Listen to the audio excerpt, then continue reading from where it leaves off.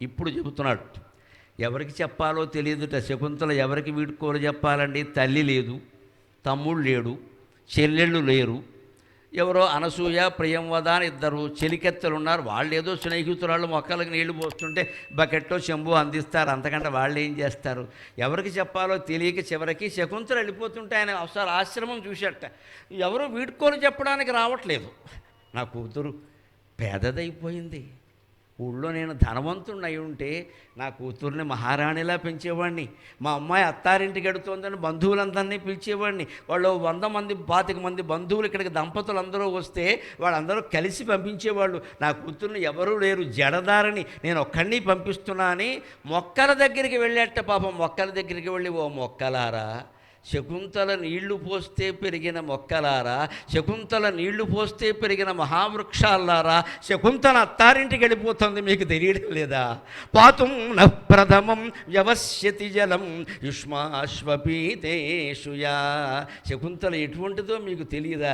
మీకు నీళ్లు పోయకుండా తను పచ్చి మంచి నీళ్లు కూడా ఎప్పుడూ ముట్టలేదే. పాతుం న ప్రథమం వ్యవస్యతి జలం యుష్మాశ్వపీతేషుయా. నాదత్తే ప్రియమండనాపి భవతాం స్నేహేనయా పల్లవం. నాదత్తే ప్రియమండనాపి భవతాం స్నేహేనయా పల్లవం. ఆద్యే వక్కుసుమ ప్రసూతి సమయే యస్యాభవత్యుత్సవక. ఆద్యే వక్కుసుమ ప్రసూతి సమయే యస్యాభవత్యుత్సవక. సేయం యాతి శకుంతలా సా ఇయం యాతి శకుంతల. సేయం యాతి శకుంతల పతిగృహం సర్వైః అనుజ్ఞాయతా. ఇది మహర్షి బాధ. భారతీయ సాహిత్యంలో ఉండే గొప్పతనం అండి. మనుషుల మధ్యలో కాదండి, మన ఇంట్లో ఉన్న పెంపుడు జంతువులు మొక్కలతో కూడా మనకు అనుబంధం ఉంటుంది. అది అనుబంధమే, కాదనడానికి లేదు. అందుకని మొక్కలతో అంటున్నాడు ఆయన. పాతుమ్న ప్రథమం వ్యవస్యతి జలం యుష్మాస్వపీతేషుయా. ఎప్పుడైనా మీకు నీళ్లు పోయకుండా తను నీళ్లు తాగడం చూశారా మీరు? శకుంతల, అప్పుడే 7 అయిపోయిందమ్మా, కాస్త మంచినీళ్ళైనా తాగమ్మా, పాలు సిద్ధంగా ఉన్నాయమ్మా, మీకు తల్లి లేదు, నేనే కాచి పెట్టానమ్మా, నువ్వు వేడిగా ఉంటే తాగలేవని కాస్త గోరువెచ్చగా చేశానమ్మా. ఈ మహర్షికి ఎంత ప్రేమో ఆ పిల్ల మీద. నీకోసం ఉండండి నాన్నగారు, అక్కడ గులాబీ మొక్కకి నీళ్లు పోయేలా అని వెళ్ళి నీళ్లు పోసి వచ్చేది. ఆ మొక్కకి నీళ్లు పోస్తే కానీ నువ్వు పాలైనా తాగలేదు, నీళ్ళైనా తాగలేదు కదా. ఈవేళ నా కూతురు శకుంతల అత్తారింటికి వెళ్ళిపోతుంటే, మొక్కలారా మీకు దుఃఖం లేదా? మీరు చెప్పలేరా? మీరు ఆగమని అనలేరా కనీసం అని మొక్కలకు చెబుతున్నాడు, లేళ్లకు చెబుతున్నాడు ఆయన. అంతేకాదు, నా దత్తే ప్రియమండనాపి భవతాం స్నేహేనయా పల్లవం. అమ్మ, ఎదిగిన ఆడపిల్ల తలలో పూలు లేకుండా ఉండకూడదమ్మా. మన ఆభరణంలో పూలు ఉన్నాయి కదా, కోసి తలలో పెట్టుకో అంటే శకుంతల అంటే తప్పు. చెట్లు పూలు కొయ్యకూడదు, అవి నేనే పెంచాను, బిడ్డల్ని చంపేసినట్టే లెక్క. పూలు కూడా అంటే నేను పెట్టుకోవడం మానేస్తాను, కానీ ఒక్క పువ్వు కూడా కొయ్యను అని ఎప్పుడు పువ్వు కొయ్యాలంటే బాధపడేదిట. అది శకుంతల తత్వం, అది శకుంతల తత్వం. ఆలోచించండి మీరు కూడా. నేను చాలాసార్లు చెబుతున్నాను, మళ్ళీ చెబుతా. దైవ పూజకైనా సరే అధికంగా పువ్వులు కొయ్యకూడదండి. కథం భవనవాసిని కామ్యా కామకళారూప కథం భవనవాసిని. కదంబ వనవాసిని అంటే అర్థం ఏమిటి? కడిమి పూల తోటలో అమ్మవారు ఉంటుంది. ఆ పూలన్నీ పట్టుకొచ్చి దేవాలయంలో పోయమని దాని అర్థం కాదు. ఇక్కడ మనం అదే చెప్తున్నాం. ఇక్కడ అమ్మవారికి ఆ పూలు ఇష్టం, కోసేయి మొత్తం. తోట ఏమైపోయింది? బోసి తోట అయిపోయి బోడి తోట అయిపోయింది. ఇక్కడ కడిమి పూల తోటను ఒక్క పువ్వు కూడా తోయకుండా కడిమి పూల తోటలాగే ఉండనిస్తే అమ్మవారు అక్కడ ఉంటుందమ్మా ఖచ్చితంగా. తోటకు దండం పెట్టుకోవాలి. పైగా తోట బాగుంటే మందని పట్టణం అంతా బాగుంటుంది. గుళ్ళో బారేస్తే నువ్వు బాగుంటావో లేదో తెలియదు, అమ్మవారు అసలే బాగుండదు. నచ్చినా నచ్చకపోయినా ఇదే మాట. విపరీత పూజలు చేయకూడదు. మనకి ఎంతసేపు ఓవర్ యాక్షన్. ఎందుకంటే మన తోడేళ్ళలో మేనాళ్ళలో లక్షపత్రి పూజ ఆడేడు చేసేది నేను కోటిపత్రి పూజ చేస్తా, చెయ్యి మధ్యలో. మళ్ళీ ఆడు, మళ్ళీ వాడు అనుకో, ఆడేడు చేసేది ఇక్కడ చెయ్యి, కోటిపత్రి చెయ్యి. మొత్తం మందంలో ఒక చెట్టు మిగలదు, నాశనం అయిపోవాలి. పర్యావరణం నాశనం చేశాక దేవుడు ఎలా కరుణిస్తారండి? నిన్న ఊరేగింపులో మీకందరికీ ఏం నచ్చిందో నాకు తెలియదమ్మా, నాకు నచ్చింది ఒక్కటే. ఒక స్కూటర్ ఇంటి ముందు ఆపి ఉంది. దాని మీద ఏముందో తెలుసా? చెట్లు ఉంటే క్షేమం, చెట్లు లేకపోతే క్షామం. నేను దానికి దండం పెట్టుకున్నాను. ఒక స్కూటర్ ఇంటి ముందు ఆపాడు ఒక పెద్ద మనిషి, బహుశా ఇంటి యజమాని అయి ఉంటాడు. ఆ స్కూటర్ మీద ఉందండి ఈ నినాదం, చెట్లు ఉంటే క్షేమం, లేకపోతే క్షామం. నేను చూసి ఈ ఊరేగింపుకి సార్థకత ఇదే అని నమస్కారం చేసుకున్నాను. ఆ దృష్టి కలగాలి. చెట్టు పూలు కోయడానికి మనకేం అధికారం ఉందండి? పైగా కొంతమంది ఇంకా పెద్ద మనుషులు ఎవరింటికో వెళ్ళి కోసేస్తారు మొత్తం అని. పొద్దున్నే సంచేసుకుని బయలుదేరతాడు పూల దొంగలు. వ్యాసభారతం శాంతి పర్వంలో చెబుతారు, పూలు దొంగిలించిన వాడు కుక్కై పుడతాట ఖచ్చితంగా. నీ దొడ్లో ఉంటే పెట్టుకో, లేత మానే. ఊళ్ళో వాళ్ళ పూలు నువ్వేలా కొత్త. పైగా వ్యాఖ్యానం ఒకటి. నాకు హైదరాబాద్లో ఒళ్ళు మండి ఒకసారి తెల్లరగట్టి ఎడుతుంటే అడిగేశాను, ఎందుకు పూలు కొస్తున్నావు ఆ ఇంట్లో అంటే, వారికి పుణ్యం నువ్వు ఇచ్చేది గడిదుకుంటే ఇక్కడ యథో వ్యాఖ్యానాలు అంటారు. బట్టి ఏ శాస్త్రంలో చెప్పారు పూలు దొంగతనం చేసుకోమని? వారికి పుణ్యం అంట. వారికి పుణ్యం నువ్వు ఇస్తావా? వాడు కోసుకోలేడా? మనకు అవసరమైన దొంగతనాలన్నీ చేసేయడం, డబ్బులు ఖర్చు పెట్టకుండా ఎవడ పూలో కోసేసి పైగా వారికి పుణ్యం. పువ్వులు పెడితేనే దేవుడు కరుణిస్తాడు. మన మనస్సు ఎందుకు మార్చుకోమండి మనం? నాకు అర్థం కాదు. పువ్వులా నీ మనస్సును మార్చుకో, సున్నితంగా పెట్టుకో, సుఖంగా ఉండడం. మొండి మనస్సు, బండ మనస్సు చేసుకోవడం దాన్ని. పువ్వులు మాత్రం దేవుడికి పెట్టాడు. నేను ఎట్టిన పువ్వు ఎవడన్నా ముట్టుకున్నాడంటే అంటాడు ఇక్కడ. మరి ఇదో అహంకారం ఇక్కడ. ఈ నేను పెట్టిన తీసేస్తేనే దేవాలయం. నేను అనేది పోవాలి మొత్తం, అది పోదు. అది ఉండగా ఎన్ని దీక్షలు పట్టినా ఒకటే, ఎన్ని దేవాలయాల మీద కట్టినా ఒకటే, గొడవలు మిగులుతాయి అంతే తప్పితే ఎవడి మనస్సు శాంతంగా ఉండదు. ఎందుకంటే నేను పోలేదు ఇక్కడ. నేను చేశా, నేను చూసా, నేను పెట్టా, ఎందుకు నేను ఎదవ నేను. ఒక్కసారి ప్రాణం పోయిందంటే నేను తీసుకెళ్ళి శ్మశానంలో భారతాడు పట్టుకెళ్ళి ఇక్కడ. ఇది నిత్యం స్మరించుకోవాలి మనిషి. చెబుతున్నది అదే. అందుకని నాదత్తే ప్రియమండనాపి భవతాం స్నేహేనయా పల్లవం. పూర్వకాలం స్త్రీలు పువ్వులే కాదు చిగురాకులు కూడా ధరించేవారు. చిగురాకులు కొన్ని మామిడి చిగురాకులు ఇవి అందంగా ఉంటాయి, కిసలయాలు లేత ఎరుపు రంగులో ఉంటాయి. పెట్టుకుంటే బాగుంటాయి, సౌభాగ్యమే, మంచిది కూడా, ఆరోగ్యానికి మంచిది. కానీ దానికి అతి పనికిరాదు. అందుకని శకుంతలకి ఆభరణాలంటే ఇష్టమే. అయినా కణ్వ మహర్షి బంగారంతో ఆభరణాలు చేయించగలిగిన శక్తి లేనివాడు కదా. అయినా సరే, అమ్మా నేను ఎలాగూ చేయించలేనమ్మా, ఎదిగిన ఆడపిల్లని అలా ఉంచకూడదు తల్లి, కాస్త చెట్టు పూలైనా పెట్టుకోండి నాన్నగారు. అమ్మవారు కదంబ వనవాసిని, ఆవిడని అక్కడ ఉండనియండి, నేను ఆ తోట చూసి దండం పెట్టుకుంటా, చాలా ఇంకేం అక్కల్లా అని. మీ పువ్వులు కూడా కోసేది కాదు, చిగురాకులు కూడా కోసేది కాదు. మీకు నీళ్లు పోయకుండా తను నీళ్లు కూడా తాగలేదు. శేయం యాతి శకుంతల. అటువంటి శకుంతల అత్తారింటికి వెళ్ళిపోతుంది. ఇంకో విశేషం ఉందండి ఆవిడ జీవితంలో. ఒక ఆడపిల్ల ఎంత సున్నితంగా పెరుగుతుందో చూడండి. ఆద్యేవ కుసుమ ప్రసూతి సమయే యస్యాభవత్యుత్సవః. ఏదైనా ఒక మొక్క రేపు పూలు పూస్తుంది అంటే, తెలిసిపోతుంది. మొక్కలను చూస్తుంటే ఇది మొగ్గలు ఉన్నాయి, రేపు పూలు పూస్తుంది ఖచ్చితంగా అంటే. ఇక శకుంతల రాత్రి పడుకునేది కాదు. 3ంటికే లేచిపోయి నాన్నగారిని కూడా లేపేస్తుంది. నాన్న ఈవేళ ఆ చెట్టు పూలు పూస్తుంది, గులాబీ చెట్టు పూలు పూస్తుంది, మల్లెపొద పూలు పూస్తుంది లేవా, నీకెందుగా గొడవ? పొద్దున లేదు నాన్న, పూసేటప్పుడు చూడాలి. ఆ మొగ్గ పువ్వుగా మారడం అంటే ఏంటి అసలు? ఎంత విచిత్రం అది. ఇంకా పాపం శకుంతలకి వీడియో కెమెరా లేవు, లేదా పెట్టు కూర్చున్నది అక్కడ. మీకున్నాయి కదా, మీ ఫోన్లు సద్వినియోగం చేయండి. ఈ పని చేయండి. మీ ఇంటి ముందు పూల మొక్కలు ఉంటే అవి రేపో ఎల్లుండో పోస్తాయి అంటే ఖచ్చితంగా తెల్లరకట్టే వికసిస్తాయి. అవి తెల్లరకట్ట 4ంటికి వెళ్ళేసి వాటి ముందు కూర్చోండి ఫోటో పెట్టుకుని. మీకు ఆశ్చర్యకరంగా, ఎప్పుడు రేకు విప్పిందో తెలియనంత ఆశ్చర్యకరంగా పుష్పం రేకు విప్పుతుందండి. దాన్నే విష్ణు సహస్రంలో ఏం చెబుతామమ్మా? పుష్పహాస ప్రజాగరః. విష్ణు సహస్రంలో అదే మాట చెబుతారు ఇక్కడ. అనాదిర్భోర్భుజో విష్ణు పుష్పహాస ప్రజాగరః అంటారు. పుష్పహాసక, ఆ వికసించేటప్పుడు పుష్పంలోంచి మెరిసే నవ్వు ఉందే, అది సాక్షాత్ శ్రీమన్నారాయణమూర్తి. అది సాక్షాత్. అర్థం తెలుసుకుని చదివితే అంత ఆనందంగా ఉంటుంది. పుష్పహాస ప్రజాగరః అంటే మేలుకొనడం. పువ్వు కూడా మేలుకుంటుంది నిద్ర నుంచి, అదే వికసించడం. పుష్పం నవ్వుతోంది చూడండి, అదే దేవుడు మేలుకొనడం. వాటికి నమస్కారం చేసుకోండి. కోసేస్తారేమిటి? ఒక పక్షి మన ముందు ఆనందంగా నాట్యం చేస్తుంటే చూడాలి కానీ కోసేసి కూర వండుకుంటారా? దరిద్ర బుద్ధి. పువ్వేనా అంతే. అందుకని తనకి ఎంత ఇష్టమైన ఆభరణాలుగా చిగురాకులను కూడా ధరించేది కాదు.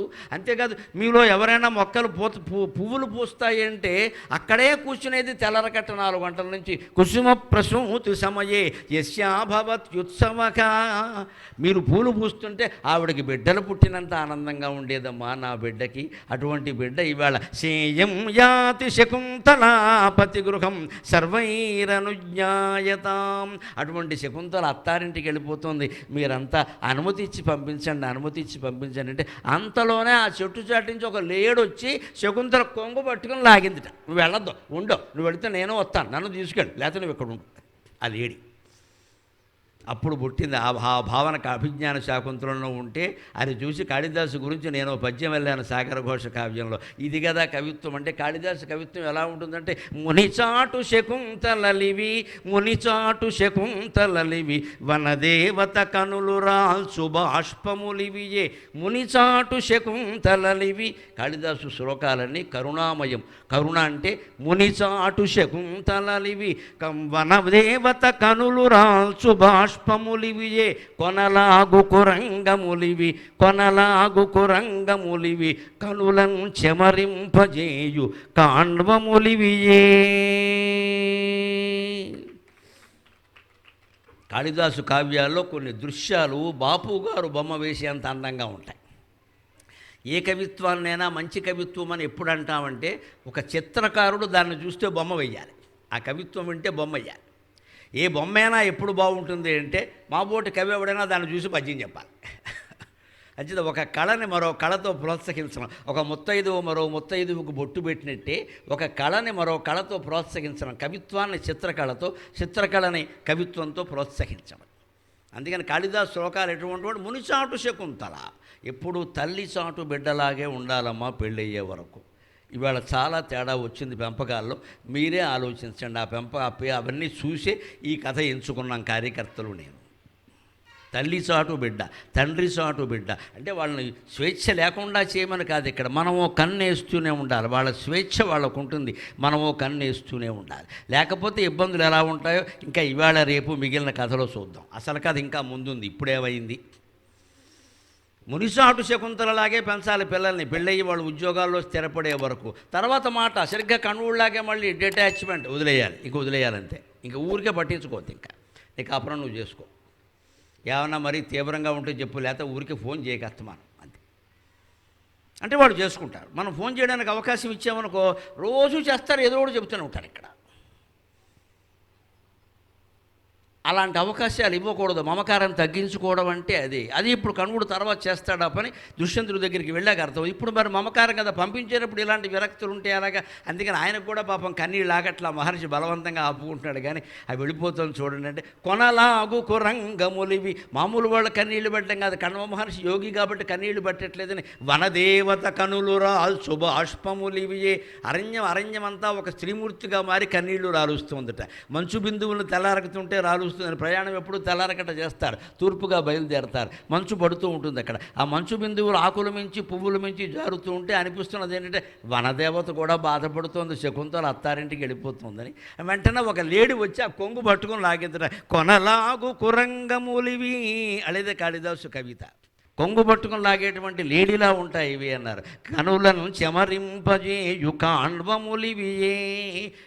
ఎంత కఠినాత్ముడి కళ్ళలోంచైనా నీళ్లు రప్పించగలిగిన శక్తి కాళిదాసు కవిత్వానికి ఉంది. ఇప్పుడు 3వ శ్లోకంలో మరో కీలకమైన మాట రాజుకి చెప్పి పంపిస్తున్నాడు. ఇది శకుంతలకి చెప్పాలి. శిష్యుల్ని పిలిచాడు. శారంగరవుడు, శారద్వతుడు అని 2 శిష్యుల్ని పిలిచాడు. వాడు శకుంతల కంటే 1-2 ఏళ్ళు చిన్నవాళ్ళు. ఈ అమ్మాయిని అక్కగారిగా భావిస్తారు. ఎప్పుడు అత్తారింటికి వెళ్ళేటప్పుడు బావమరిది కూడా వెడతాడు సహజం. పెద్ద బావమరిదిని పంపిస్తారు, అదో సాంప్రదాయం మీదకి. ఎందుకంటే ఓ మగాడు కూడా ఉండాలి. వాడు అన్నగారు అయితే చాలా మంచిది, అక్కడ ఏమొచ్చినా తట్టుకుంటారు. అందుకే పైగా దూర ప్రయాణాలు ఉండేవి పూర్వం, ఇప్పట్లో సౌకర్యాలు లేవు. అందుకని ఇక్కడ పెద్ద బావమరిది ఎవరున్నారో ఆయన శిష్యులే. శారంగరవుడు, శారద్వతుడు అనే 2 శిష్యుల్ని పిలిపించి ఆయన కూడా వెళ్ళండి అని చెబుతూ ఆ రాజుగారికి నా మాటగా చెప్పండి అన్నాడు. ఇక్కడ చూడండి, తండ్రి బాధ్యత, ఒక ఋషిగా ఆయన బాధ్యత ఎలా నెరవేర్చాడో చూద్దాం.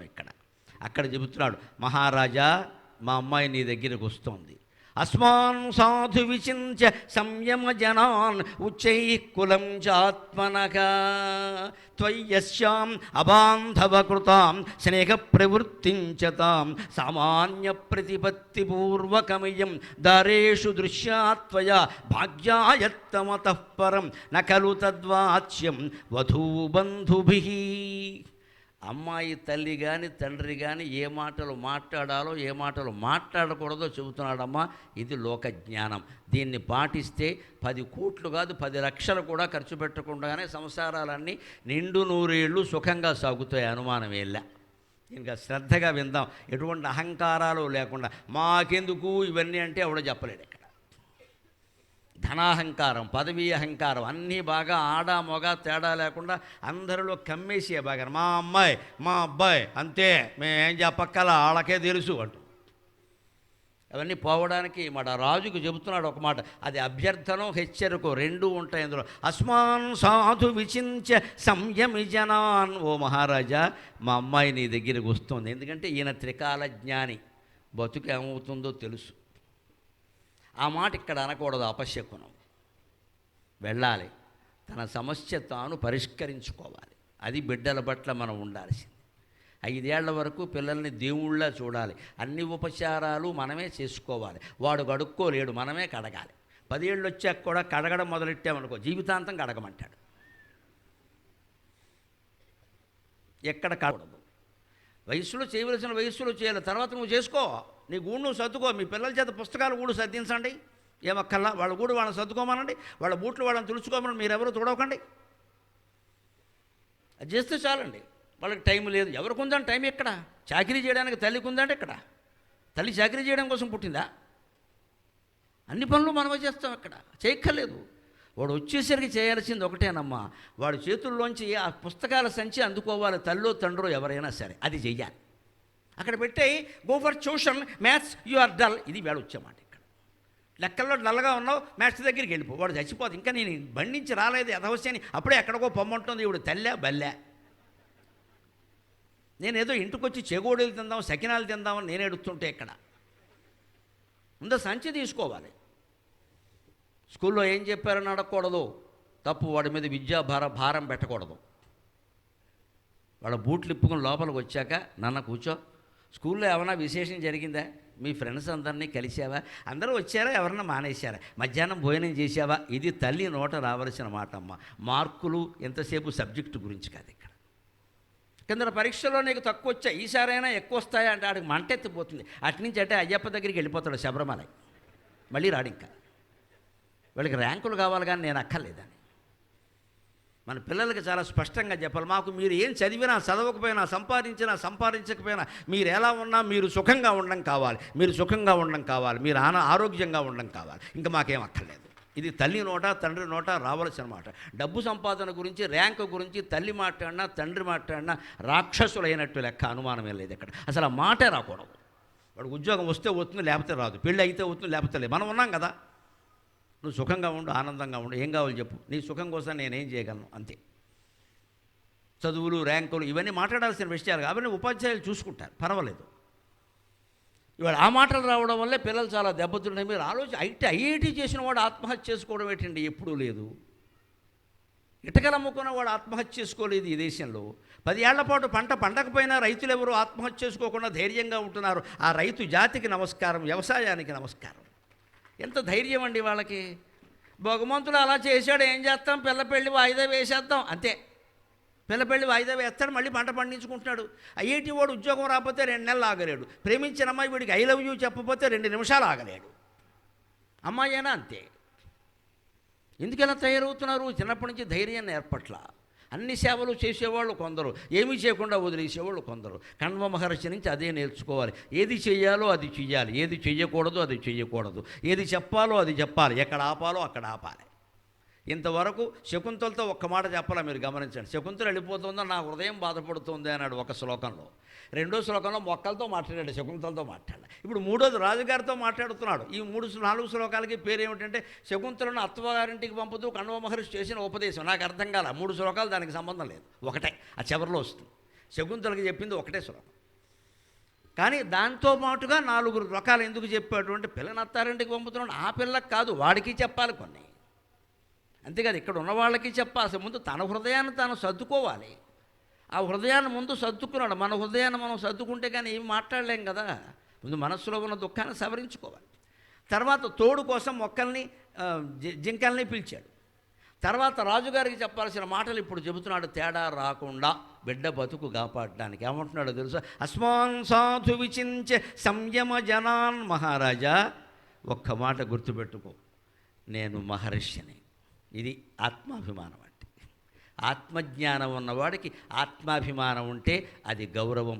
ఆత్మజ్ఞానం లేనివాడికి ఆత్మాభిమానం అంటే అది అహంకారం. కణ్వ మహర్షి ఆత్మజ్ఞాని. అందుకని గుర్తుపెట్టుకో, సంయమధనాన్.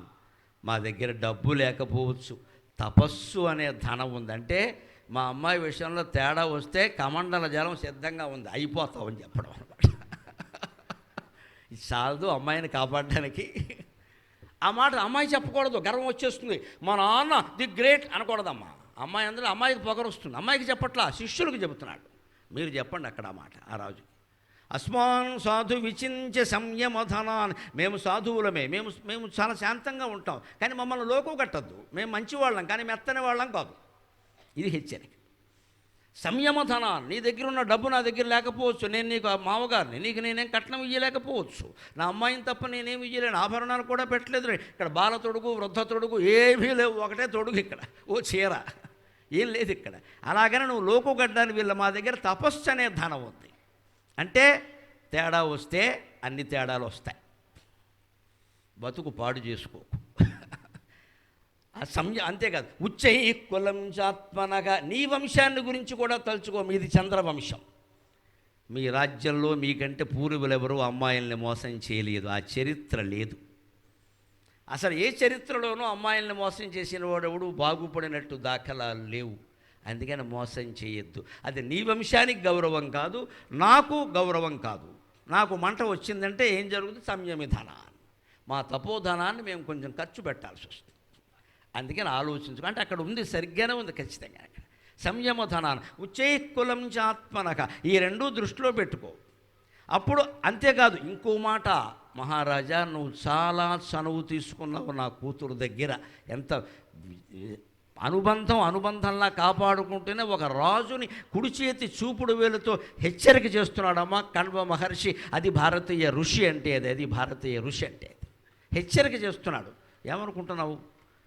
త్వయ్యస్యాం కథమప్యబాంధవకృతాం స్నేహ ప్రవృత్తించతాం. మేమెవ్వరూ లేనప్పుడు మా ఆశ్రమానికి వస్తావా? అబాంధవకృతాం. బంధువులంటే తల్లి తండ్రి అందరూ. పినతల్లి లేదే, పెద్ద తల్లి, అసలు తల్లి లేదే. నేను లేనే, 3 రోజులు నేను లేను, యజ్ఞానికి వెళ్ళానని నా కూతురు చెప్పింది. నీకు వినవా? నీ తొందర నీదేనా? నేను వచ్చే వరకు ఆగలేవా? అది గుర్తు చేస్తున్నాడు. నేను ఇంట్లో లేనప్పుడు, బంధువులు ఎవరూ లేనప్పుడు, ఆ అమ్మాయి 16 ఏళ్ళ అమ్మాయి అమాయకురాలు కాబట్టి ఆ అమ్మాయికి ఏవో మాటలు చెప్పేశావు, పడిపోయింది. ఇక్కడ ఏం చెప్పావు? నా కూతురు నాకు చెప్పలేదు అనుకుంటావా? ఈ మునిపల్లె నుండుటిది ఏలా. మహారాజా, ఈ పద్యం నువ్వు ఉత్పలమాల పాడావు కదా, నేను శార్దూలం పాడుతున్నా చూసుకో అన్నాడు. ఉత్పలమాల అంటే కలువపూల దండ, శార్దూలం అంటే పెద్ద పులి, అది లెక్క.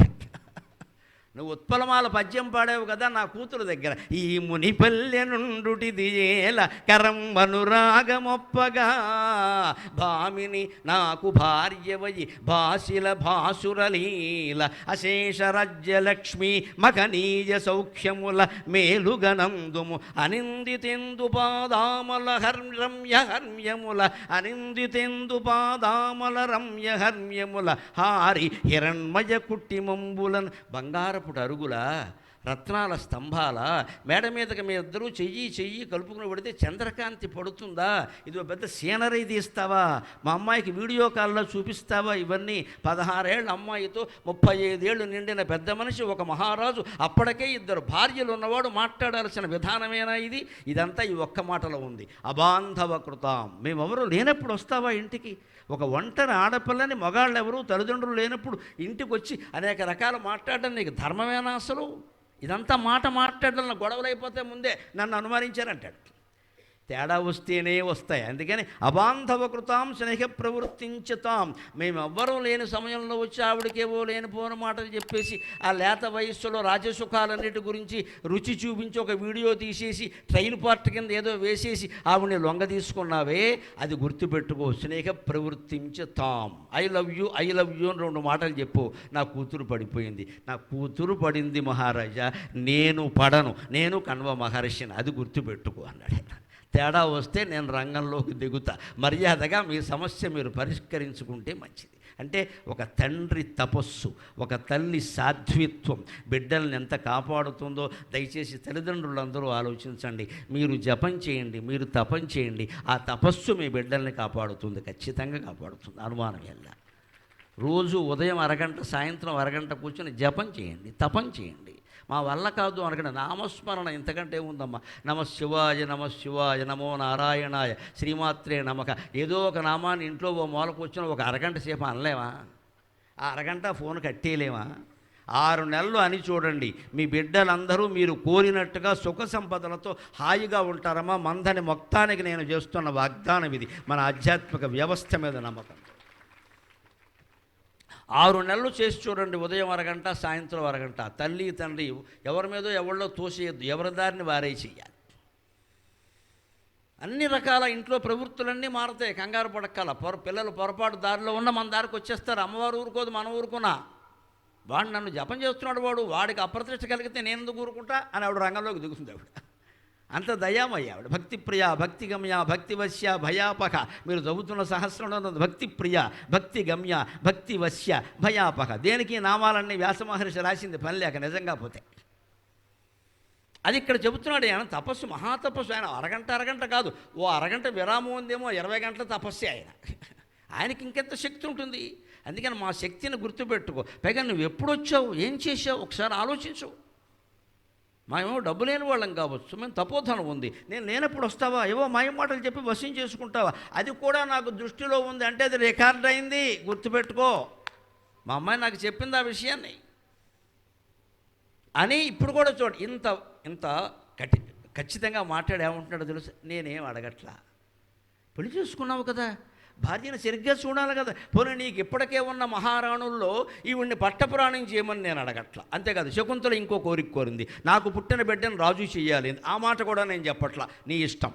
ధర్మశాస్త్రం ప్రకారం పెద్ద భార్య పెద్ద కొడుకే రాజ్యం. ఒకవేళ నీకు ఇప్పటికే కుమారులు ఉంటే చేసుకో, నా మనవడు రాజు కావాలని నేను అనడం లేదు. ఇటువంటి కోరికలు నాకు లేవు. నా కూతురు ఏదో అమాయకురాలు భద్రత కోసం కోరింది, దానికి నేను అడగట్లేదు. ఈయన కోరుతున్నది ఏమిటో తెలుసో తండ్రిగా, సామాన్య ప్రతిపత్తి పూర్వకమియం దృశ్యా దారేషు దృశ్యాత్వయ. నీ మిగిలిన భార్యలతో సమానంగా నా కూతుర్ను చూడు, ఇంకా నేనేం కోరుకోట్లా. ఇది కణ్వ మహర్షి. తల్లి తండ్రి నోట ఈ మాటలు రావాలమ్మా అప్పగింతల సందర్భంలో. మా అమ్మాయి కాఫీ పెట్టడం కూడా తెలియదు, మీరే పెట్టుకోండి, ఆర్డర్ పెడుతుంది అంతే, ఏమైనా పని చెప్పారంటే కుదరదు అని కాలు ఊపితే కుదరదు. ఇక్కడ ఇవాళ జరుగుతున్న భాగవతాలు అవి. ఏమీ చేత కాదని చెప్పేస్తున్నారు స్పష్టంగా. మరి ఎందుకు కాపురానికి పంపిస్తున్నారు? పని లేక, దెబ్బలాడుకోవడానికా? కాఫీ పెట్టడం రాదా, అన్నం వండడం రాదా, ఆర్డర్ పెట్టడానికి వీళ్ళు ఎందుకండి? సెల్ ఫోన్ వచ్చి ఉన్నవాడు ఎవడైనా పెడతాడు ఆర్డర్. ఇక్కడ ఈ మాట్లాడి తల్లిదండ్రుల నోట రావాల్సినవి ఏమి రావాలో ఇక్కడ చెబుతున్నాడు. ఇక్కడ సామాన్య ప్రతిపత్తి పూర్వకమయం దారేషు దృశ్యాత్వయ. మామూలుగా ప్రతి భర్త ప్రతి భార్యను ఎలా చూస్తాడో అలాగే చూడు. ఎందుకంటే విశేషంగా ఏదో చేయమని ఆ మాత్రం అడగడం తప్పేలా అవుతుంది. ఇట్ ఈజ్ రెస్పాన్సిబిలిటీ, అది బాధ్యత. మిగిలిన భార్యలు నీకున్నారు, అయినా సరే మా అమ్మాయి మాయలో పడింది, తప్పు మా అమ్మాయిది ఉంది, నేను అంగీకరిస్తున్నా. నేనైతే అలా ఇవ్వను పిల్లని. ఏదో చేసింది చిన్నపిల్ల, వదిలేయి, దాన్ని పెంచద్దు. నేను రంగంలోకి దిగాల్సిన అవసరం రావద్దు. మీరు చదువుకోండి. తేడా వస్తే నేను వస్తా, కానీ నేను ఒకటే కోరుతాను, నేను అధికంగా ఏం కోరు. మా అమ్మాయి మహారాణి అనడం లేదు, మా మనవడిని రాజు చేయమని నేను అనడం లేదు, అదేం వద్దు. సామాన్య ప్రతిపత్తి పూర్వకమయం దారేషు దృశ్యాత్వయ. ఇవాళ మనము అదే మాట్లాడాలి. అబ్బాయి అమ్మాయిని జాగ్రత్తగా చూసుకోమ్మా, మీ వంశం మంచిది, మీకు చెప్పేది ఏమిటి అని ఒక మాట అంటే వాడు సంతోషిస్తాడు. అంతేగాని మన ఐశ్వర్యం, మన అహంకారం, మన పదవులు అన్నీ అల్లుడు ముందు ప్రదర్శిస్తే వాడు ముందే ఏమంటాడంటే, మీ అమ్మకి ఎంత ఉందో నీకెంత ఉందో అంటాడు వాడు. అంతే. ఈ మాటలన్నీ వస్తున్నాయండి ఇవాళ. మీరు ఆనేలా మాట్లాడాడు, అప్పగింతలప్పుడు ఏం మాట్లాడాడు నాకు తెలీదా, దా పట్టుకురా, అదనపు కట్నం పట్టుకురా అంటాడు. ఇక్కడ మీ ఆస్తిని బట్టి మీకు కట్నం ఇచ్చాం, మేము ఇంకా ఇవ్వగలం అని పొరపాటున అన్నాం అనుకోండి, కొంపలు అంటుకుపోయినట్టే. ఇంకా ఇవ్వగలం అన్నాడు, పట్టుకురా అంటాడు. దసరాకి పెళ్ళి దీపావళికి అడుగుతాడు, ఏమైంది అప్పుడు నువ్వు ఎందుకు అన్నావు అంటాడు. అనకూడదు. లోకంలో భర్తలందరూ భార్యలను ఎలా చూస్తారో అలాగే చూడు. తేడా వస్తే వేరే విషయం, తేడా వస్తే అన్నమాట అక్కడ చెప్పకూడదు. ఎలాగో ఉంటుంది అంతే. ఇంకో మాట చెబుతున్నాడు, సామాన్య ప్రతిపత్తి పూర్వకమయం దారేషు దృశ్యాత్వయ. నాలుగో చివరి మాట ఏమిటో తెలుసా? భాగ్యాయత్తమతఃపరం. ప్రతి తండ్రి నోట రావలసిన మాట. నువ్వు ఇంకా అంతకంటే ఎక్కువగా ఇతర భార్యల కంటే ఎక్కువగా నా కూతుర్ని గౌరవించావనుకో, అది నా కూతురు అదృష్టం. కానీ ఆ మాట నేను అనకూడదు కదా అన్నాడు ఆయన. అది లౌక్యం, అది లౌక్యం. ప్రతి తల్లి ప్రతి తండ్రి వాళ్ళ అమ్మాయికి ఎక్కువ గౌరవం దక్కాలని కోరుకుంటారు. తప్పు లేదు, కానీ దాన్ని ఎలా అనాలి? ఏదో మా అమ్మాయిని జాగ్రత్తగా చూసుకోవయ్యా, బాగా ఎక్కువగా ప్రేమించామనుకో అది దాని అదృష్టం, కానీ ఆ మాట మేము అనకూడదు కదా అంటే, అక్కర్లేదు అత్తగారు, మీరనేది ఏమిటి నేను చూసుకుంటానుగా అంటాడు. ఇది మాట్లాడే విధానం, సంభాషణ నైపుణ్యం అంటారు దీన్ని. పిల్లని ఎదుటివాడు చేతుల్లో పెడుతున్నామంటే ఇలా మాట్లాడితే వాడు రావణాసుడైనా సరే రాముడిలాగే చూసుకుంటాడమ్మా భార్యను, అనుమానం ఇలా. మన మాటల్లోనే తేడా వస్తే వాడు ఇంకా రెచ్చిపోతాడు. ఇక్కడ ఆ ఆడాళ్ళు ఎలా మాట్లాడారు, మగాడిని నేను ఎందుకు ఊరుకుంటా అంటాడు. మనం రెచ్చిపోవడానికి ఎక్కడ ఆడ మగ పేరు మీద. ఈ రెచ్చిపోవడం కాదుగా, మనకి సామరస్యం కావాలి కదా. అందుకని చెబుతున్నాడు ఇక్కడ, అంతకంటే ఎక్కువ అదృష్టం ఏదైనా కలిగి భాగ్యాయత్తం అతఃపరం. అది మా అమ్మాయి అదృష్టం. ఒకవేళ మా అమ్మాయినే నువ్వు రాణిని చేసావనుకో, మా మనవడినే నువ్వు రాజుని చేసి, పోన్లే నా తపస్సు ఫలించింది అనుకుంటా. మా అమ్మాయి మాయలో పడినా భగవంతుడు దాన్ని కాపాడాడు, సంతోషిస్తుంది. కానీ నకలు తద్వాచ్యం వధూబంధుభికి. అమ్మాయి తల్లిదండ్రులు ఆ మాట మాట్లాడకూడదు కదా అన్నాడు. ఇవాళ ఆ ఒక్క మాట అమ్మాయి తల్లిదండ్రులు పాటిస్తే అన్ని కాపురాలు బాగుంటాయండి. నేను మొగాళ్ళకు కూడా చెప్పాను, ఆడాళ్ళకు కూడా చెప్పాను, నాకేమీ ఇబ్బంది లేదమ్మా. ఆడాళ్ళు మగాళ్ళు అందరు ఓట్లు నాకు కావాలి, వీలైతే మందంలో నామినేషన్ వేద్దామని అనుకుంటున్నాను నేను. అందుకని నాకేం పక్షపాతం లేదు, అందరికీ ఒకటే. మగపిల్లాడు తల్లిదండ్రులు అయినా ఒకటే, ఆడపిల్ల అయినా ఒకటే. ఇప్పుడు అమ్మాయిని పిలిచాడు, అమ్మ దా నీకుందిగా రేవు దా అని ఆడపిల్లకి చెప్పే మాటలు చెబుతున్నాడు. శుశ్రూషస్వ గురూన్ కురు ప్రియ సఖీ వృత్తిం సపత్నీ జనే భర్తుర్విప్రకృతాపి రోషణతయా మాస్మ ప్రతీపం గమగ. భర్తుర్విప్రకృతాపి రోషణతయా మాస్మ ప్రతీపం గమగ. భూయిష్టం భవ దక్షిణా పరిజనే భాగ్యేష్వనుత్సేకిని. భూయిష్టం భవ దక్షిణా పరిజనే భాగ్యేష్వనుత్సేకిని. ఏవం యువతయో గృహిణో యాంత్యేవం గృహిణీపదం యువతయో యాంత్యేవం గృహిణీపదం యువతయో వామా కులశాధయక. కాపురానికి వెళ్ళినటువంటి అమ్మాయి ఎలా ఉండాలి, ఒక ఇల్లాలు ఎలా ఉండాలి? శుశ్రూషస్వ గురూన్. ఇంట్లో అత్తమామల్ని సేవించాలి, సేవించమని తల్లే చెప్పాలి. నచ్చినా నచ్చకపోయినా నా మాట అది. ఈ రోజుల్లో ఎవరూ లేదమ్మా మనం చేయాలి, ఈ మాటలు మాట్లాడొద్దండి ఇక్కడ. ఈ రోజులు ఏమిటి ఆ రోజులు ఏమిటి? ఎప్పుడు కాలం మనిషి మనస్సు మీద ఆధారపడుతుందండి. కాలాన్ని బట్టి మనస్సులు ఉండవు, తప్పుడు మాట. మన మనస్సును బట్టి కాలం ఉంటుంది. ఇక్కడున్న ఇన్ని వేల మంది మనస్సులు పవిత్రమైతే ఉపన్యాసం ముగిసేలోగా కృతయుగాన్ని మందంలో దించుతాను నేను, నాకు ఆ నమ్మకం ఉంది ఖచ్చితంగా.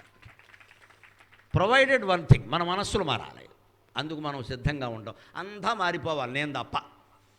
నా కుళ్ళు బుద్ధి నాకే ఉండాలి. ఆ కుళ్ళు బుద్ధి ఇలా ఉండగానే నా కోట్లు పోగవాలి. It's not possible. మనం మనస్సు మార్చుకుందుకు ప్రయత్నించాం, అన్ని ప్రయత్నం చేస్తాం. ఇళ్ళు మార్చేస్తాం, వాకిళ్ళు మార్చేస్తాం, అక్షరాలు మార్చేస్తాం, అంకెలు మార్చేస్తాం, బుద్ధి మాత్రం మార్చుకోం అక్కడ. అది మార్చుకోవాలి. శుశ్రూషస్వ గురువు. అత్తమామలకి సేవ చేయమని చెప్పాలి. ఎవరు చేస్తారు చెప్పండి? ఇవాళ పేపర్లో వార్తలు చూడండి, మరి వృద్ధులను మొత్తం బయట తోసిపారేస్తున్నారు. ఇటు కోడలు ప్రవేశించిందంటే అత్తగారు నిష్క్రమణ, అంతే. నాటకాల్లో పాత్రలాగే ఈవిడ వెళ్ళడం ఆవిడ రావడం.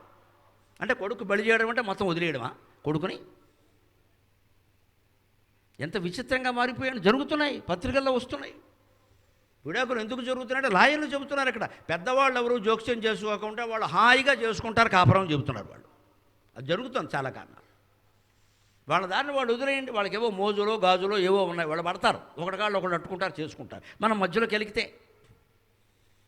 సిద్ధాళ్ళకి సేవ చేయమని చెప్పాలి. ఎవరమ్మా అక్కడ? అత్తగారు పెద్ద ఆవిడ, 70 ఏళ్ళ ఆవిడ ఉంది. ఎవరు చేస్తారు కోడలు చేయకపోతే? మన సంప్రదాయం ప్రకారం తల్లిదండ్రులను చూడడం కొడుకు బాధ్యత అండి, కూతురు బాధ్యత కాదు. ఇద్దరు కూతుళ్ళో ఉంటే అది వేరే విషయం, మగ సంతానం లేకపోతే వాళ్ళదే బాధ్యత, అది చెప్పక్కర్లేదు ఇక్కడ. అంత్యక్రియలు కూడా చేసుకోవచ్చు, తప్పేం లేదు ఇక్కడ, దానికి పెద్ద శాస్త్రాలు చెప్పక్కర్ల. కొడుకులు లేనప్పుడు ఏం చేస్తారండి, చేసుకుంటారు, తప్పేం లేదు, దాని గురించి కాదు ఇక్కడ. వేదంలో ఉంది చాలా స్పష్టంగా, శ్మశానానికి స్త్రీలు వెళ్ళేవారు, రమ్మనేవారు, వచ్చేవారు, అక్కడ అభ్యంతరం చెప్పలేదు ఎక్కడ. వాళ్ళు తెలుసుకోవాలి, కానీ సున్నితమైన హృదయం అమ్మ స్త్రీది. అందుకని శ్మశానానికి అవన్నీ చూస్తే అక్కడ భర్త శవం కాలిపోతుంటే ఏ భార్య తట్టుకుంటుందండి, ఇంకో ఆవేశం తట్టుకోక అందులో పడిపోతారు వెళ్ళి.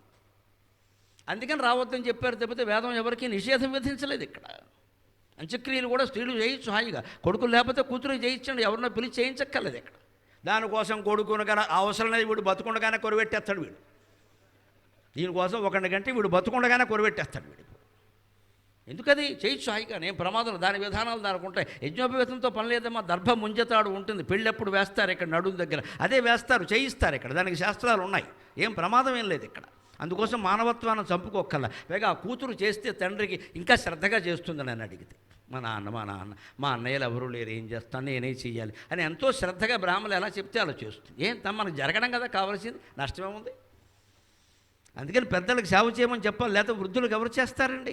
శుశ్రూషస్వ గురువును కురు ప్రియసఖీ వృత్యం సపత్నీజని, ఎప్పటికే తెలిసింది కదా ఇద్దరు ముగ్గురు ఉన్నారని. అందుకని చెబుతున్నాడు, అమ్మాయి అక్కడికి వెళ్ళాక నువ్వు 3వ దానివి అవుతావో 4వ దానివి అవుతావో నాకు తెలియదు, ఆ లెక్కలు నాకు అనవసరం. అందుకని నీ సవతుల విషయంలో నీతో చదువుకున్న అమ్మాయిలతో ఎలా ఉంటావో సవతులతో అలాగే ఉండు, ఇది ఉపదేశం ఖచ్చితంగా. తగాదాలు పెట్టుకోకే, నేను చాలా అందంగా ఉన్నాను అందుకే రాజుగారికి నేనంటే ఇష్టం అని నువ్వు అన్నావు పక్కవిడ వచ్చి యాసిడ్ పోసేస్తుంది రేపొద్దున, ఏమైపోతావు. ఇది తండ్రి చెప్పాల్సిన మాట. నువ్వు అందంగా ఉన్నావా చూద్దాం అని పిలిచి, పేరెంటానికని పిలిచి అత్తరుబుట్లో యాసిడ్ పోస్తుంది ఇక్కడ, దళితే అయిపోయి పోతాడు. ఉండు, ఏమందంగా ఉంటావు, ఎందుకు ఆ మాట చెప్పాలి ఇక్కడ. నా మీద మోజుతో రాజు చేసుకున్నాడంటే అవతల సవత ఊరుకుంటుందా, తల్లి ఊరుకుంటుంది. కానీ అందుకని సాటి సవతుల విషయంలో సపత్నీజనే ప్రియసఖీ వృత్తం, నీ స్నేహితులు నీతో చదువుకున్నారు కదా, బళ్ళు కాలేజీలో చదువుకున్నారు, వాళ్ళందరినీ ఎలా చూసావు నువ్వు, సరదాగా అలాగే చూసుకో. ఇంకో మాట, ఇవాళ ఆడ మగ అందరూ నేర్చుకోవాలి, ఇది ఆడవాళ్ళు కాదు. భూయిష్టం భవ దక్షిణ పరిజనే, ఇల్లాలు ఎప్పుడూ పని మనుషులకి, వాచ్మెన్లకి, స్వీపర్లకి, క్లీనర్లకి తరచుగా దసరా మామూలు, సంక్రాంతి మామూలు హాయిగా పుష్కలంగా ఇవ్వాలమ్మా, అప్పుడే ఇళ్ళు బాగుంటాయి, సంసారాలు బాగుంటాయి. ఒక్కళ్ళు చప్పట్లు కొట్టరు, ఎవరికీ నచ్చదు ఇది. మొత్తం లేబర్ని గోకేయండి అంటే అందరికీ నచ్చుతుంది ఇక్కడ. భూయిష్టం భవ దక్షిణ గురుజనే, భూయిష్టం భవ దక్షిణ పరిజనే భాగ్యేష్వనుత్సేకిని. భూయిష్టం భవ దక్షిణ పరిజనే భాగ్యేష్వనుత్సేకిని. ఎప్పుడు ఇంట్లో పని వాళ్ళకి దక్షిణలు ఇవ్వాలమ్మా, జీతం కాదు. వాళ్ళు దసరా మామూలు తెలంగాణ వచ్చిన తర్వాత 15 ఏళ్ళుగా నేను చూస్తున్నానండి, అక్కడ చూడాల ఈ వాతావరణం. దసరా నాడు మా పని మనిషి ఆవిడ భర్త ఇద్దరు పార్వతీ పరమేశ్వరులో వచ్చేస్తారు అలంకారం చేసుకుని, వచ్చి ఇవి జమ్యాకులో ఏవో చేతిలో పెడతారు, వచ్చి బంగారం పట్టుకొచ్చాం. నేను నిజంగా బంగారమే అనుకున్నాను వచ్చినప్పుడు, నాకు తెలియదు. ఆంధ్రా నుంచి రావడం అదే కొత్త, 2011లో వచ్చి హైదరాబాద్లో మా ఇంటికి మా పని మనిషి అంజమ్మ మొగుడు ఇద్దరు వచ్చి బంగారం పట్టుకొచ్చామయ్యా. నువ్వు బంగారం తేడం ఏంటే బాబు అనుకున్నాను. ఎంత చేస్తే 2 ఆకులు చేతిలో పెట్టా. దీన్ని ఇక్కడ మేము బంగారం అంటాం, నీ దేశానికి నమస్కారం, నీ భాషకి నమస్కారం అన్నాను.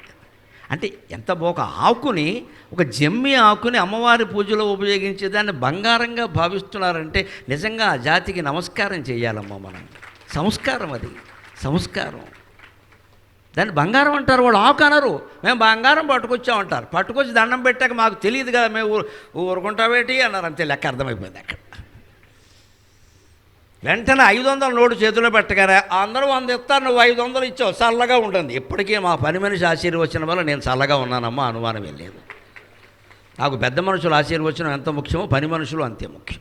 అమాయక జీవులండి వాళ్ళు. దీని గురించి కాళిదాసు ఎప్పటివాటండి ఆలోచించండి. క్రీస్తు పూర్వం 1వ శతాబ్ది, ఇంకా ఇటీవల ఉజ్జయినిలో శాసనాలు బయటపడ్డాయి. క్రీస్తు పూర్వం 4వ శతాబ్ది.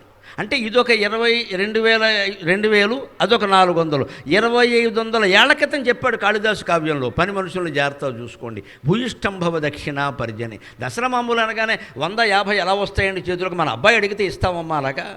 ఒక 500 నోటు రావాలి, కనీసం 1000 రూపాయలు ఇవ్వాలి. వాళ్ళ జీతాలు 2000 ఉన్నాయి ఇవాళ. ఓ నెల జీతం దసరా మామూలు కింద ఇస్తే మనకేం లేదా పోదా? బోడు సంపదలు ఉన్నాయి. ఇక్కడ డబ్బున్నవాడు కూడా దరిద్రంగా ఆలోచిస్తే ఎలా బతుకుతారు లేబర్ అనేవాళ్ళు? వాళ్ళు కష్టపడుతున్నారు కదా. స్వీపర్లు, మనం కారు వేసుకున్నాం, వెడుతున్నాం, ముందు మనం అన్నానికి దిగుతున్నాం, పెళ్లి పార్టీకి వెళ్ళామంటే డ్రైవర్కి భోజనానికి డబ్బులు ఇవ్వాలి. సుఖంగా భోజనం చేయాలి. 50 60 ఇస్తే భోజనాలు ఎవడో పడ్డా 150 రూపాయలు కనీసం ఇవ్వాలి. వాడు సుఖంగా చేస్తాడు. మనం ఎలాగో పార్టీకి వెళ్ళి 2 గంటలు కూర్చుంటాం. ఈలోపు మా అయ్యగారు డబ్బులు ఇచ్చారు, నేను ఎక్కడైనా చేయొచ్చు అని కూడా ఉండే అంగరక్షకులకి, వాచ్మెన్లకి, క్లీనర్లకి, డ్రైవర్లకి, పెద్దలైన వాళ్ళు డబ్బులు ఇవ్వకపోతే ఎవరిస్తారండి? వాళ్ళ జీతాలతో బతకమంటే వాళ్ళ జీతాలు ఎంత? అందుకని భూయిష్టం భవ దక్షిణ భరిజనే అని తండ్రి కణ్వ మహర్షి చెబుతున్నాడు ఇక్కడ. 2500 ఏళ్ల క్రితం కూతురుని అత్తారింటికి పంపిస్తూ, మహారాజు భార్య కదమ్మా, నీకేం లోటు ఉండదు కదా. అందుకని పరిజనులందరినీ దక్షిణ పుష్కలంగా ఇయ్యి. శకుంతలు బాగా ఇచ్చిందంటే మిగిలిన సవతుల ఇళ్లల్లో పని మనుషులు మానేసినా శకుంతల ఇంట్లో పని మనిషి మానదు. కణ్వ మహర్షి ప్రేమ అది.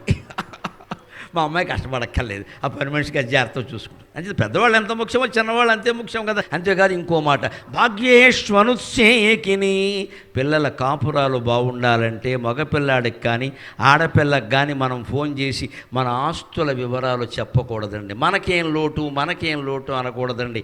అబ్బాయి నువ్వు సరిగ్గా ఉండకపోతే లోటే అని చెప్పాలి, లేకపోతే వాళ్ళు సరిగ్గా ఉండరు. వదిలే బోడి కాపురం, నువ్వు వచ్చే నేను చూసుకుంటా. ఏం చూసుకుంటావు ఇక్కడ? మందంలో చూసుకోవాలంటే బూడిద గుమ్మడికాయ చూసుకోవాలి, బూందీ లడ్డు చూసుకోవాలి, చల్ల పులుసు చూసుకోవాలి. ఏం చూసుకుంటారు ఇక్కడ? మందన ప్రత్యేకతలు ఇవన్నీ చూస్తున్నాను 2 రోజులు బట్టి. బూడిద గుమ్మడికాయ చూసుకోవాలి, బూందీ లడ్డు చూసుకోవాలి, చల్ల పులుసు చూసుకోవాలి. ఏం చూసుకుంటావా? ఊరికే వచ్చేయమంటున్నావు పిల్లని.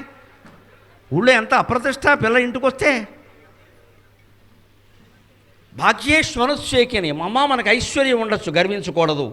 మన ప్రవర్తన బాగుండడం వల్లే లక్ష్మీదేవి మన ఇంట్లో ఉంది.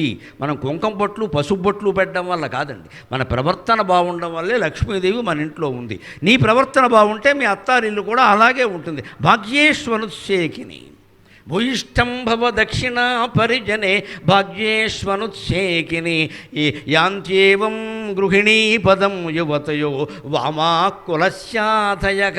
ఈ రకంగా యువతి గృహిణి కావాలి అని చెప్పి. యువతి అంటే పెళ్ళికాని అమ్మాయి, గృహిణి అంటే ఇల్లాలు. తేడా లేదా? ఒక యువతి మంచి గృహిణి అనిపించుకోవాలంటే ఇవన్నీ ఉండాలమ్మా అన్నారు. ఇప్పుడు ఈ 4 శ్లోకాలు ప్రపంచంలో ఎందుకు ప్రసిద్ధమయ్యాయో మీకు అర్థమై ఉంటుంది. వాటిని అవగాహన చేసుకుని ఆచరించే ప్రయత్నం చేయండి. అందుకే ఈ 4ంటిని కలిపి ఏమన్నారు అంటే, కావ్యేషు నాటకం రమ్యం. సంస్కృతంలో ఈ మాట చాలా ప్రసిద్ధమైంది. కావ్యాలన్నింటిలోకి నాటకం చాలా గొప్పదట. నాటకాల్లో ఏది గొప్పది? నాటకే యేషు శకుంతల. నాటకాలన్నింటిలో అభిజ్ఞాన శాకుంతలం చాలా గొప్పది. అందులో కూడా ఏది గొప్పది? మనం ఇంపార్టెంట్ రామాయణం గొప్పదే. రామాయణంలో ఏది గొప్పదంటే సుందరకాండ, అది పట్టుకుంటాం. ఇంకా సుందరకాండలో ఏది గొప్పదని ఎవరైనా 10 శ్లోకాలు ఇంపార్టెంట్ చెప్పారనుకో, అవే చదువుతాం రోజు, ఇంకేం చదవం. అందుకే సంస్కృత సాహిత్యంలో కూడా ఇంపార్టెంట్, వెరీ ఇంపార్టెంట్ అన్నారు. మొత్తం నా కావ్యాల్లో నాటకం గొప్పది. నాటకాలన్నింటిలో అభిజ్ఞాన శాకుంతలం గొప్పది. అభిజ్ఞాన శాకుంతలంలో 4వ అంకం గొప్పది. ఇవన్నీ 4వ అంకంలో ఉంటాయి, అత్తారింటికి పంపే అంకం. ఈ 4వ అంకంలో ఏవి గొప్పది? ఈ 4 శ్లోకాలు గొప్పవి అన్నారు. ఈ 4 శ్లోకాలు ఇన్ని వేల మంది జనం విన్నారమ్మా. నాకు ఆనందంగా ఉంది. మీ సంసారాలన్నీ బాగుంటాయి.